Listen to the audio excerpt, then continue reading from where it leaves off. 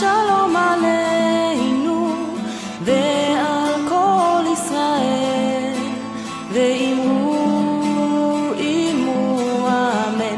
עושה שלום במרומה, הוא יעשה שלום עלינו ועל כל ישראל, ואמרו אמן. יעשה שלום, יעשה שלום, שלום עלינו ועל כל ישראל. మనం ఈ వారము ఇశ్రాయేలీల చరిత్ర, ఇశ్రాయేల్ గురించి యుద్ధాలు జరుగుతున్నాయి. మిడిల్ ఈస్ట్లో ఇప్పుడు చూస్తే చాలా భయంకరమైన వాతావరణం. గాజాలోను మరి ఇజ్రాయెల్ దేశంలోనూ చాలా భయంకరమైనటువంటి పరిస్థితులు మనం చూస్తూ ఉన్నాం. అందుకని ఈ దినాల్లో ఇశ్రాయేలీల చరిత్రని ధ్యానం చేద్దాం. ఆదికాండము 12వ అధ్యాయము 1వ వచనాన్ని ధ్యానం చేద్దాం. యెహోవా, నీవు లేచి నీ దేశము నుండి, నీ బంధువుల యొద్ద నుండి, నీ తండ్రి ఇంటి నుండి బయలుదేరి నేను నీకు చూపించు దేశమునకు వెళ్ళుము. నిన్ను గొప్ప జనముగా చేసి నిన్ను ఆశీర్వదించి నీ నామమును గొప్ప చేయుదును. నీవు ఆశీర్వాదముగా ఉందువు. నిన్ను ఆశీర్వదించిన వారిని ఆశీర్వదించెదను, నిన్ను దూషించిన వారిని శపించెదను. భూమి యొక్క సమస్త వంశములు నీ యందు ఆశీర్వించబడునని అబ్రహాముతో దేవుడు అనగా, యెహోవా అతనితో చెప్పిన ప్రకారము అబ్రహాము వెళ్ళెను. ఈరోజు నేను చెప్పే ఉపోద్ఘాతము ఏంటంటే, అసలు ఇశ్రాయేలీలు ఎవరు? ఇశ్రాయేలీలకు ఇంత ప్రాముఖ్యత ఎందుకు వచ్చింది? అసలు ఇశ్రాయేలీలు ఎవరు అంటే, పూర్వదినాల్లో భూమి మీద అబ్రహాము అనే మనుషుడు ఉన్నట్టుగా బైబిల్ చెప్తుంది. ఈ అబ్రహాము ఎవరు అంటే, దేవుణ్ణి ఎరిగినవాడు, దేవుణ్ణి నమ్మినవాడు, దేవునికి లోబడినవాడు. దేవుడనేవాడు ఉన్నాడు. ఈ రాళ్ళు, బొమ్మలు, జంతువులు, పక్షులు దేవుళ్ళు కాదు. ఎవరో ఒక దేవుడున్నాడన్న సత్యాన్ని మొదటిగా పసిగట్టినటువంటి వాడు అబ్రహాము. అంతేకాక దేవుడు అబ్రహాముతో మాట్లాడినాక దేవుణ్ణి సంపూర్ణంగా నమ్మాడు. ఆదికాండము 15వ అధ్యాయము 6వ వాక్యాన్ని చదువుకుంటే, అతడు యెహోవాను నమ్మెను, ఆయన అది అతనికి నీతిగా ఎంచెను. అబ్రహాము గారు దేవుణ్ణి నమ్మాడు. దేవుణ్ణి నమ్మినందుకు దేవుడు అబ్రహాముని నీతిమంతుడుగా ఎంచి అబ్రహాముతోటి నిబంధన చేశాడు. అబ్రహాముతో దేవుడు చేసిన నిబంధన ఏంటంటే, అబ్రహాము దేవుణ్ణి నమ్మాలి, దేవుడు అబ్రహాముని ఆశీర్వదించాలి. ఇది వీరిద్దరి మధ్య నిబంధన. అప్పుడు దేవుడు ఏం చెప్పాడంటే, ఈరోజు ఇశ్రాయేలు దేశమున్న ప్రాంతం, టుడే ఈరోజు ఇశ్రాయేల్ దేశంగా పిలువబడుతున్న దేశాన్ని ఆ రోజుల్లో అబ్రహాముకు చూపించి, ఇదంతా నీకు స్వాస్థ్యంగా ఇస్తానని చెప్పాడు. వాస్తవంగా నిబంధన అనేది, ఒప్పందం అనేది అబ్రహాముకి దేవునికి మధ్య జరిగింది. ఆ ఒప్పందములో ఉన్న విషయం ఏంటంటే, దేవుడు అబ్రహామును దీవించాలి, మరి అబ్రహామేమో దేవుడిని నమ్మి దేవునికి విధేయుడవ్వాలి. ఆ ఇద్దరి మధ్య ఒప్పందం కుదిరిందండి. ఆ ఒప్పందంలో భాగంగా అబ్రహాము దేవుణ్ణి విశ్వసించి, దేవుణ్ణి నమ్మి, దేవుని మాట విని, దేవుడు చెప్పినటువంటి ప్రాంతానికి బయలుదేరాడు. నేను చూపించుచున్న దేశానికి నీవు వెళితే ఆ దేశాన్ని నీకు పర్మనెంట్ స్వాస్థ్యంగా ఇస్తానని అబ్రహాముతో చెప్పాడు. దేవుడు అబ్రహాముని ఎన్నో విధాలుగా పరిశీలించాడు. అబ్రహామును పరిశీలించిన తర్వాత అబ్రహాముకి ఇస్సాకు జన్మించాడు. మరికొంతకాలానికి ఇస్సాకుకి యాకోబు జన్మించడం జరిగింది. ఇద్దరు పిల్లలు పుట్టారు, బట్ దేవుడు యాకోబుని తీసుకున్నాడు. అబ్రహాము కుమారుడు ఇస్సాకు, ఇస్సాకు కుమారుడు యాకోబు. అందుకని దేవుడు అన్నాడు, అబ్రహాము దేవుడను, ఇస్సాకు దేవుడను, యాకోబు దేవుడిని అన్నాడు. యాకోబుకి 12 మంది పిల్లలు పుట్టారు. అందరికంటే పెద్దవాడు రూబేను, అందరికంటే చిన్నవాడు బెన్యామీను. తర్వాత దేవుడు యాకోబు పేరుని ఇశ్రాయేలుగా మార్చాడు. ఇశ్రాయేలు అనబడిన యాకోబుకి పుట్టిన 12 మంది సంతానాన్నే ఇశ్రాయేలీయులు అన్నారు. ఈ 12 మందిని ఇశ్రాయేలు 12 గోత్రాలుగా చెబుతూ ఉంటారు. దేవుడు చెప్పిన ప్లేస్లో ఉన్నటువంటి వారు అక్కడ వర్షము లేక, నీళ్లు లేక, పంటలు లేక, కరువు వచ్చినందున వారందరూ కుటుంబాలతో సహా తిరిగి వాళ్ళు ఈజిప్టు దేశంలో బ్రతుకుదామని వచ్చారు. ఆ దినాల్లో ఏ ప్రాంతంలో కరువు వచ్చినా ఈజిప్టు దేశానికి రావటం ఆనవాయితీ. ఎందుకు ఈజిప్టు దేశానికి వస్తారంటే, ఈజిప్టు దేశంలో ప్రపంచంలోనే పెద్దదైనటువంటి నైలు నది ఉండిద్ది. ఎక్కడ నీళ్లు దొరక్కపోయినా నైలు నదిలో నీళ్లు దొరుకుతాయి. ఎక్కడ పంటలు బండకపోయినా నైలు నది పరీవాహక ప్రాంతం. నైలు నది ప్రవహించేటువంటి ప్రాంతాల్లో ఆహారం ఉండిద్ది. అందుకని ఎవరికి కరువు వచ్చినా ఆ ప్రాంతంలో వాళ్ళందరూ ఈజిప్టు దేశానికి రావటం అనేది సర్వసాధారణమైన విషయం. అయితే ఇశ్రాయేలీయులు అంటే 12 మందిగా ఉన్న కుటుంబాలు ఈజిప్టు దేశానికి కరువు వచ్చిందని వచ్చారు. ఎంతమంది వచ్చారంటే, నిర్గమాకాండము 1వ అధ్యాయం 5వ వచనం, వీరిలో ప్రతివాడును తన తన కుటుంబముతో వచ్చెను. యాకోబు గర్భమున పుట్టిన వారందరూ 70 మంది. అప్పటికి యోసేపు ఐగుప్తులో ఉండెను. ఎంతమంది వచ్చారయ్యా అంటే, ఈజిప్టు దేశములోనికి ఇశ్రాయేలీలు కుటుంబాలతో వచ్చారు. వారందరినీ లెక్కేస్తే అందరూ కలిపి 70 మంది. అప్పటికే యోసేపు ఆల్రెడీ వచ్చేసాడు. యోసేపు కాక 70 మందిగా ఉన్న ఇశ్రాయేలీలు వారు ఈజిప్టు దేశంలో బ్రతుకు తెరువు కోసం కరువు నుండి తప్పించుకోవటం వచ్చారండి. తాత్కాలికంగా వచ్చినటువంటి వాళ్ళు, ఏదో కరువు వచ్చిందని వచ్చినటువంటి వాళ్ళు మళ్ళీ తిరిగి వెళ్ళిపోకుండా ఈజిప్టు దేశంలోనే 430 సంవత్సరాలు ఉన్నారు. నిర్గమాకాండము 12వ అధ్యాయం 40వ వచనాన్ని చదువుదాం. ఇశ్రాయేలీలు ఐగుప్తులో నివసించిన కాలము 430 సంవత్సరములు. అంటే 70 మందిగా కరువు వచ్చిందని చెప్పి ఈజిప్టు దేశానికి వచ్చినటువంటి వారు 430 సంవత్సరాల దాకా ఈజిప్టు దేశంలోనే ఉండిపోయారు. ఏమండి, ఒక ప్రాంతాన్ని వదిలిపెట్టి మనం వెళ్ళిపోయామనుకోండి, 10 ఏళ్ల దాకా తిరిగి రాకపోతే దాన్ని కబ్జా చేసేస్తారు.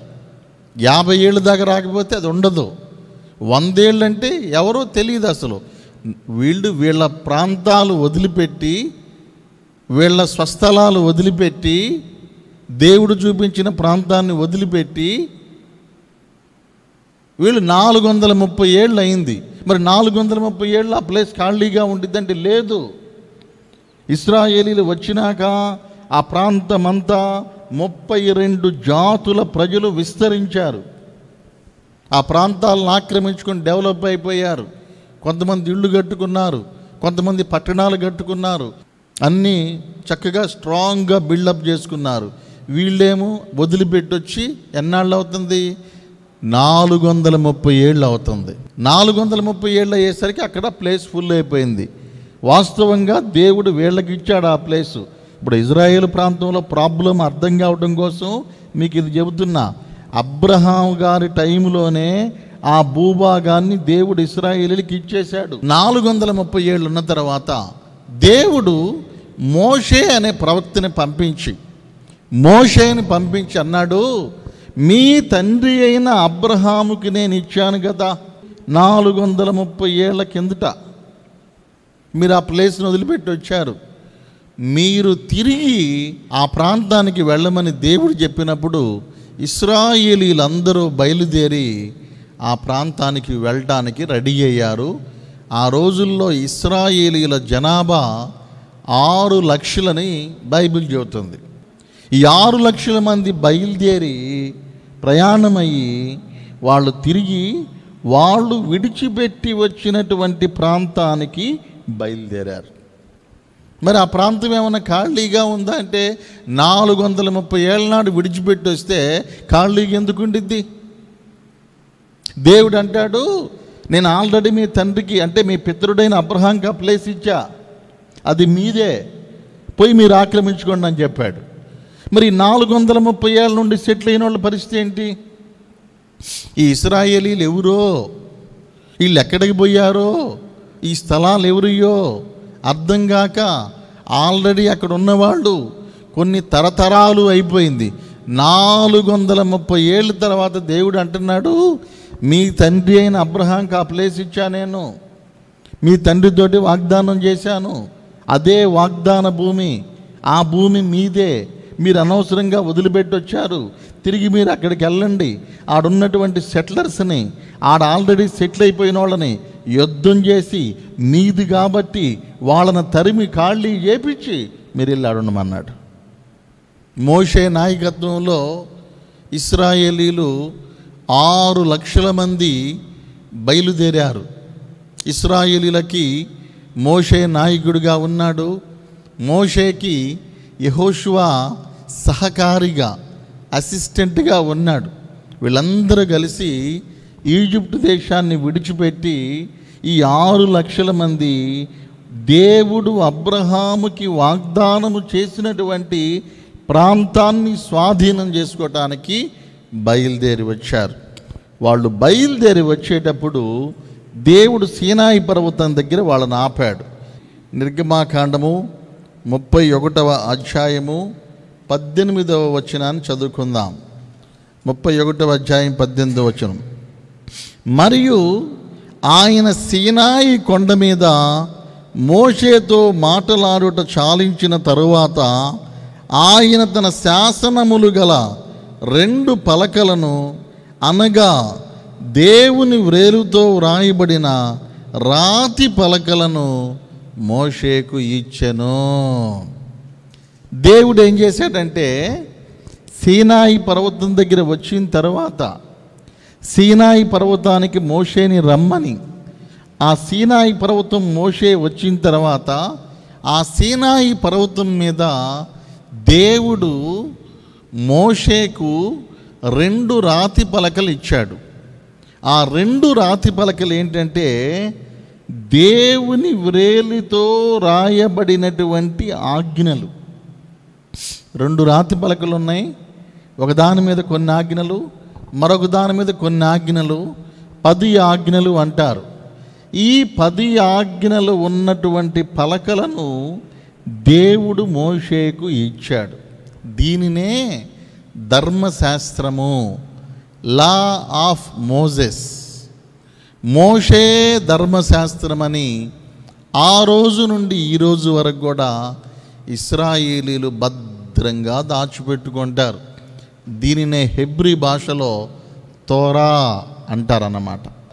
ఈ ప్రపంచంలో ధర్మశాస్త్రము కలిగినటువంటి, వ్రాయబడిన ధర్మశాస్త్రము కలిగిన ఒకే ఒక నేషన్, ఒకే ఒక జాతి ఇశ్రాయేలు ప్రజలు. దేవుని యొక్క మాటలు, దేవుని యొక్క ఆజ్ఞలు డైరెక్ట్గా రిసీవ్ చేసుకున్నటువంటి జాతి ఎవరంటే ఇశ్రాయేలీలు మాత్రమే. ద్వితీయోపదేశకాండము 4వ అధ్యాయము నేను 6వ వచనం చదువుతున్నాను. ఈ కట్టడలన్నిటినీ మీరు గైకొని అనుసరింపవలెను, వాటిని గూర్చి విను జనుల దృష్టికి అదే మీకు జ్ఞానము, అదే మీకు వివేకము. వారు చూచి నిశ్చయముగా ఈ గొప్ప జనము జ్ఞాన వివేచనలు గల జనమని చెప్పుకొందురు. 8వ వచనం. మరియు నేడు నేను మీకు అప్పగించుచున్న ఈ ధర్మశాస్త్రమంతటిలోనున్న కట్టడలను నీతి విధులు గల గొప్ప జనము ఏది? దేవుడు ఏమంటున్నాడంటే, మోషేకి ఇచ్చిన ధర్మశాస్త్రములో జ్ఞానం ఉంది. ఆ వాక్యము ధర్మశాస్త్రము జ్ఞానం ఇస్తుంది. ధర్మశాస్త్రము వివేచన ఇస్తుంది. జ్ఞానము వివేకము కలిగిన జనము భూమి మీద ఇశ్రాయేలీలండి. అందుకనే ఈరోజు ప్రపంచంలో అందరికంటే జ్ఞానం గల వాళ్ళు ఏ దేశం వాళ్ళు అంటే ఇశ్రాయేల్. ప్రపంచంలో అందరికంటే తెలివి గల వాళ్ళు ఇశ్రాయేల్. ప్రపంచంలో అందరికంటే ఎక్కువ సైంటిస్టులు ఉన్న దేశం ఇశ్రాయేల్. ప్రపంచంలో అందరికంటే ఎక్కువ టెక్నాలజీ ఉన్న దేశం ఇశ్రాయేలు. ప్రపంచంలో అందరికంటే ఎక్కువ తెలివితేటలు ఉన్న దేశము ఇశ్రాయేలు. ప్రపంచంలో జ్ఞానం కలిగిన జాతి, టెక్నాలజీ కలిగిన జాతి ఏది అంటే ఇశ్రాయేల్ అండి. అమెరికా వాళ్ళు కూడా ఇశ్రాయేలు మీద ఆధారపడతారు. నోబెల్ బహుమతులు పొందినటువంటి వారిలో ఎక్కువ మంది ఇశ్రాయేలీలే. వీళ్ళకి జ్ఞానం ఎక్కడి నుంచి వచ్చిందంటే, దేవుడు వారికి ధర్మశాస్త్రం ఇచ్చాడు. ఆ ధర్మశాస్త్రములో జ్ఞానం ఉంది, వివేకం ఉంది. జ్ఞాన వివేకాలు ధర్మశాస్త్రము లోపల పొందుపరిచాడు. దేవుడు సీనాయి పర్వతం మీద మోషేకి ఇచ్చిన ఆజ్ఞలు టోటల్గా 613. ఈ 613 ఆజ్ఞలలో 10 ఆజ్ఞలు దేవుడు డైరెక్ట్గా రాశాడు. ఆయనే తన స్వహస్తాలతోటి వ్రేలుతోటి రాతి పలకల మీద రాశాడు. వాటిని 10 ఆజ్ఞలు, 10 కమాండ్మెంట్స్ అంటున్నాం. మరి 613లో ఈ 10 ఆజ్ఞలు తీసేస్తే ఇంకా 603 ఆజ్ఞలు ఉంటాయి. వాటి సంగతి ఏంటంటే, అవి కూడా దేవుని ఆజ్ఞలే. దేవుడు చెబుతూ ఉంటే మోషే రాసుకున్నాడు. 10 ఆజ్ఞలకి ఏది కలపకూడదు, తీసేయకూడదు. 10 ఆజ్ఞలు అనేవి దేవుడు చెరిపివేయలేని విధంగా వ్రాసాడు. భూమి ఉన్నంతకాలం, భూమి మీద మనుషులు ఉన్నంతకాలము ఆ ఆజ్ఞలు అలానే ఉండాలి. 10 ఆజ్ఞలు. మనిషికి 10 వేళ్ళు ఉంటాయి చేతికి. ఈ చేతికి 5 వేళ్ళు, ఈ చేతికి 5 వేళ్ళు. అదేవిధంగా దేవుడు 10 ఆజ్ఞలు రాశాడు. ఈ పలక మీద 5, ఈ పలక మీద 5. 10 ఆజ్ఞల యొక్క సారం ఏంటంటే, మొదటి 5 ఆజ్ఞలు నీవు దేవుని పట్ల ఎలా ఉండాలి. రెండవ 5 ఆజ్ఞలు ఏంటంటే, నీవు నీ స్వరూపములో పుట్టిన మనుషుల పట్ల నువ్వు ఎలాగుండాలి. నువ్వు దేవుడిని ఎలా ట్రీట్ చేయాలనేది మొదటి 5 ఆజ్ఞలు. నువ్వు మనుషుల్ని ఎలా ట్రీట్ చేయాలన్నది తర్వాత 5 ఆజ్ఞలు. ఇక ఈ 10 మార్చడానికి వీల్లేదు. ఆ ధర్మశాస్త్రములో ఏం తినొచ్చో ఏం తినకూడదో, ఏం చెయ్యొచ్చో ఏం చేయకూడదో, ఏది మంచో ఏది చెడో, ఏ విధంగా ఉండాలి అనేటువంటి రాజ్యాంగము, రాజ్యాంగ పద్ధతులు అన్నీ కూడా ధర్మశాస్త్రములో రాయబడినవి. ధర్మశాస్త్రములో దేవుడు గనక ఈ ఇన్ఫర్మేషన్ ఇవ్వకపోతే, దేవుడు ధర్మశాస్త్రాన్ని ఇశ్రాయేలుకి ఇవ్వకపోతే, ఈ భూమి పుట్టుక గురించిన రహస్యాలు, మానవ జాతి రహస్యాలు, చెట్టు యొక్క పుట్టుక రహస్యాలు, జీవరాశి యొక్క పుట్టుక రహస్యాలు మానవుడికి తెలిసేవే కాదు. దేవుడే గనక ఆది కాండములో ప్రారంభంలో ఏమేం జరిగిందో మోషేకి చెప్పి వ్రాయించకపోతే ఈ రోజుకు కూడా మనకేమీ తెలియదు. ఈ ధర్మశాస్త్రాన్ని తీసుకొని మోషే నాయకత్వంలో ఇశ్రాయేలీలు 6 లక్షల మంది బయలుదేరి, దేవుడు చెప్పాడు కదా ఫస్ట్ అబ్రహాం గారితోటి, ఆ ప్లేస్కి వెళ్దామని బయలుదేరారు. 430 ఏళ్ళు వదిలిపెట్టి వస్తే ఖాళీగా ఉండిద్దండి. ఇంకా ఒక ఇల్లు కట్టావు, 430 ఏళ్ళ తర్వాత వస్తే ఇల్లు ఉండిద్దా? అసలు ఆ పూర్తిగా మారిపోయిద్ది. 10 సంవత్సరాలకే ఎన్నో మార్పులు వస్తాయి. వీళ్ళు వదిలిపెట్టి వచ్చి 430 ఏళ్ళు అయింది. వీళ్ళు వెళితే వీళ్ళ ప్లేస్ ఏదో, దాని హద్దులేంటో, అది ఏ ప్రాంతమో, దాని పొడవెంతో వెడల్పు ఎంతో వీళ్ళకి ఏం తెలుసండి. ఆల్రెడీ వేరే వాళ్ళు వచ్చి పెద్ద పెద్ద అపార్ట్మెంట్లు కట్టారు, పట్టణాలు కట్టారు, కోటలు కట్టారు, దుర్గాలు కట్టారు, గోడలు కట్టారు, సెటిల్ అయిపోయారు. ఇక మోషే చనిపోయాడండి. మోషే చనిపోయినాక మోషేకి బదులుగా యెహోషువ మరి దేవుని పనిలో నాయకుడిగా దేవుని చేత ఎంచబడ్డాడు. ఫస్ట్ ఏమో మోషే నాయకత్వంలో వచ్చారు 6 లక్షల మంది. మోషే చనిపోయినాక యెహోషువను ఎన్నుకున్నారు దేవుడు. 1వ అధ్యాయం 1వ వచనంలో యెహోషువతో మాట్లాడి దేవుడు నిలబెట్టాడు. యెహోషువ టైం వచ్చేసరికి ఇశ్రాయేలీలు 30 లక్షల మంది అయ్యారు. 70 మందిగా వెళ్ళారు. 70 మంది కొద్దిగా 6 లక్షలు అయ్యారు. 6 లక్షల మంది 40 ఏళ్ళలో ఎంతమంది అయ్యారంటే 30 లక్షలు అయ్యారండి. సుమారుగా 30 లక్షలు అయ్యారు. ఈ 30 లక్షల మందిని యెహోషువ నడిపించాడు. యెహోషువ నడిపించిన తర్వాత యెహోషువ కూడా చనిపోవడం జరిగింది. ఇక యెహోషువ చనిపోయిన తరువాత ఇశ్రాయేలీలను 12 మంది న్యాయాధిపతులు నడిపించారు. ఫస్ట్ మోషే నడిపించాడు. అప్పుడు 6 లక్షల మంది. మోషే చనిపోయాడు. తర్వాత యెహోషువని ఎన్నుకున్నారు. యెహోషువని నడిపించాడు. అప్పుడు ఇశ్రాయేలీలు 30 లక్షల మంది అయ్యారు. యెహోషువ కూడా చనిపోయాడు. యెహోషువ చనిపోయినాక ఇశ్రాయేలీలకు సరైన నాయకుడు లేడు. ఇశ్రాయేలీలకు సరైన నాయకుడు లేకపోయేసరికి కొంతమంది న్యాయాధిపతులను దేవుడు నిలబెట్టాడు. మొత్తము 12 మంది ముఖ్యమైనటువంటి న్యాయాధిపతులు. మొదటివాడు ఒత్నియేలు, రెండోవాడు ఏహూదు, మూడోవాడు షమ్గరు, 4వ వ్యక్తి ఆడమనిషి అన్నమాట, స్త్రీ దెబోరా, 5 గిద్యోను, 6 తోలా, 7 యాయీరు, 8 యెఫ్తా, 9 ఇబ్సాను, 10 ఏలోను, 11 అబ్దోను, 12 సంసోను. మొదటివాడేమో ఒత్నియేలు, చివరివాడేమో సంసోను. మొత్తము 12 మంది న్యాయాధిపతులు యెహోషువ తరువాత ఇశ్రాయేలు ప్రజలను నడిపించారు. అప్పటికి ఇశ్రాయేలు ప్రజలు ఎంతమంది అయ్యారంటే విస్తరించిపోయారంట. విస్తరించిపోయిన తర్వాత న్యాయాధిపతులు కూడా అయిపోయారు. న్యాయాధిపతులు అయిపోయిన తర్వాత ఇశ్రాయేలీల పరిస్థితి ఎలాగుందంటే, న్యాయాధిపతుల గ్రంథము 21వ అధ్యాయం 25వ వచనము, ఆ దినములలో ఇశ్రాయేలీలకు రాజు లేడు, ప్రతివాడు తన తన ఇష్టానుసారముగా ప్రవర్తించుటూ వచ్చాను. ఆ దినాల్లో న్యాయాధిపతులు అయిపోయారండి. న్యాయాధిపతుల తర్వాత నడిపించేవాడు లేడు, నాయకుడు లేడండి. నాయకుడు అన్నవాడు లేకుండా పోయాడు ఇశ్రాయేలుకి. మత్తయి సువార్త 9వ అధ్యాయం 36వ వచనంలో యేసు ప్రభువారు అన్నాడు, ఆ ప్రజలు కాపరి లేని గొర్రెల వలె ఉన్నారు. గొర్రెల మందకి కాపరి ఉండాలి. కాపరి గొర్రెల మందని బాగా నడిపించాలి. ఆకలేసినప్పుడు గడ్డి పెట్టాలి, దాహం అయినప్పుడు నీళ్లు పెట్టాలి, శత్రువు నుండి కాపాడాలి.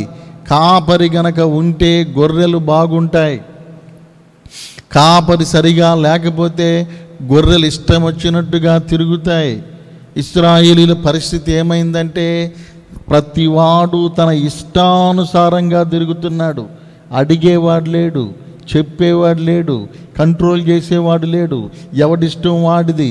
హద్దు మీరిపోయి ఇష్టం వచ్చినట్లు ఎలా పడితే అలా ప్రవర్తిస్తున్నారండి. రాజు అనేవాడు, కాపరి అనేవాడు ఇశ్రాయేలీలకు లేడు. ఈ కాపరి కానీ రాజు కానీ లేనటువంటి ఆ సందర్భాలలో సమూయేలుని దేవుడు లేపాడు. సమూయేలు కొంతకాలము ఇశ్రాయేలీలకు నాయకుడిగా ఉన్నాడు. సమూయేలు కొంతకాలం ఇశ్రాయేలీలకు నాయకుడిగా ఉంటే సమూయేలు యొక్క పిల్లలు ఎవరయ్యా వాళ్ళు అంటే సమూయేలు యొక్క కుమారులు. మొదటి సమూయేలు గ్రంథం 8వ అధ్యాయం మొదటి నుండి చదువుతున్నా వినండి. సమూయేలు వృద్ధుడైనప్పుడు తన కుమారులను ఇశ్రాయేలీల మీద న్యాయాధిపతులుగా నియమించెను. అతని జ్యేష్ఠ కుమారుని పేరు యోవేలు, రెండవ వాని పేరు అబియా. వీరు బెయేర్షెబాలో న్యాయాధిపతులుగా ఉండిరి. అతని కుమారులు అతని ప్రవర్తనను అనుసరింపక ధనాపేక్ష గలవారై లంచము పుచ్చుకొని న్యాయమును త్రిప్పివేయగా ఇశ్రాయేలీల పెద్దలందరూ కూడి వచ్చి రామాలో సమూయేలు నద్దకు వచ్చి, చిత్తగించుము, నీవు వృద్ధుడవు, నీ కుమారులు నీ ప్రవర్తన వంటి ప్రవర్తన గలవారు కారు గనుక సకల జనుల మర్యాద చొప్పున మాకొక రాజుని నియమించమని ఇశ్రాయేలు పెద్దలు సమూయేలుని అడిగారు. యోవేలు, అబియా వీళ్ళిద్దరిని న్యాయాధిపతులుగా పెట్టారు. వీళ్ళిద్దరూ ఎలాంటి వాళ్ళంటే దేవుడిని ఎరగిన వాళ్ళు. ఈరోజు నడిపించేవారు దేవుడిని ఎరిగిన వాడై ఉండాలి. ఈ సమూయేలు కొడుకులకి దేవుడు తెలియదు, ధర్మశాస్త్రం తెలియదు, వాక్యం చేతిలోనే ఉంది కానీ చదవలా. అందువలన వాళ్ళు ఏం చేశారంటే ప్రజల దగ్గర లంచగొండుల్లాగా ప్రవర్తిస్తూ న్యాయాన్ని తిప్పివేసి వారు కూడా దేవుణ్ణి ఎరుగనటువంటి వారి వలె సరైనటువంటి జీవితం జీవించలా. మళ్ళీ చెప్తున్నాను, దేవుడు ఒక పరిస్థితిలో నిన్ను నిలబెట్టినాక దేవుని చిత్తాన్ని నెరవేర్చాలి. నువ్వు దేవుడు చెప్పినట్టు నడవాలి. దేవుని చిత్తం నెరవేర్చకపోతే, దేవుడు చెప్పినట్టు నడవకపోతే దేవుడు నిన్ను తీసిపడేసి నీకు మారుగా ఇంకొకళ్ళని అపాయింట్ చేస్తాడు. దేవుని పని చేయటం అనేది గొప్ప భాగ్యం. దేవుడి కాడు ఉండడం అనేది గొప్ప భాగ్యం. దేవుడు ఇశ్రాయేలీల మీద సమూయేలుని నిలబెడితే జాగ్రత్తగా నడిచాడు. కానీ సమూయేలు పిల్లలు అలాంటి వాళ్ళు కాదండి. వాళ్ళకి దేవుని భయం లేదు, విచ్చలవిడిగా తిరుగుతున్నారు, ఇష్టానుసారంగా చేస్తున్నారు.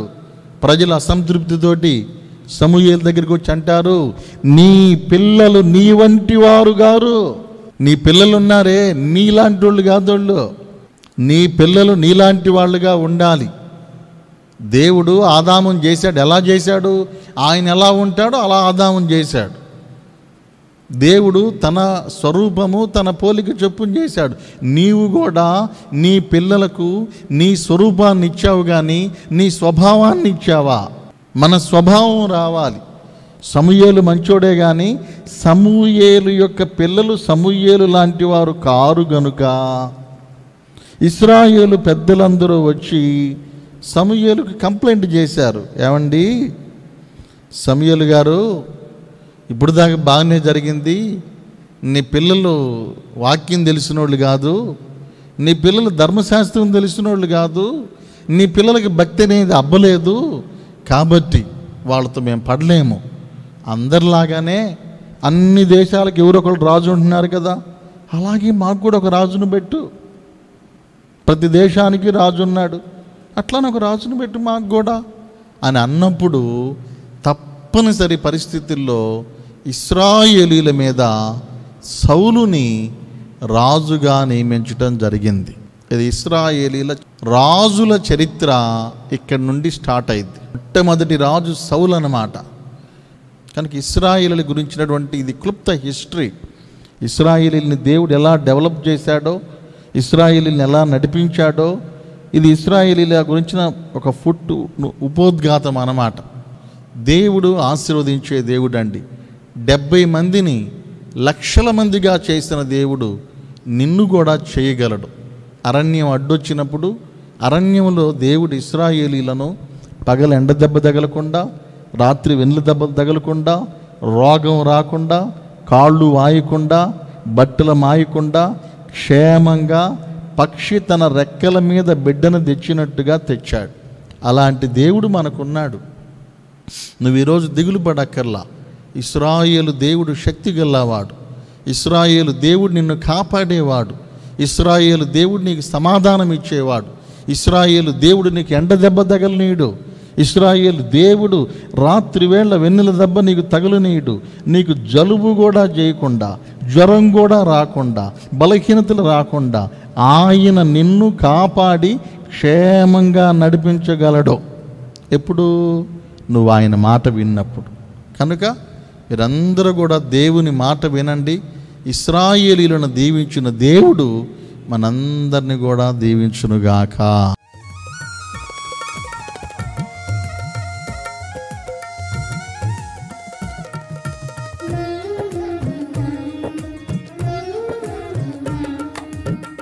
జీవము కంటే ఉత్తమమైనది సర్వోన్నత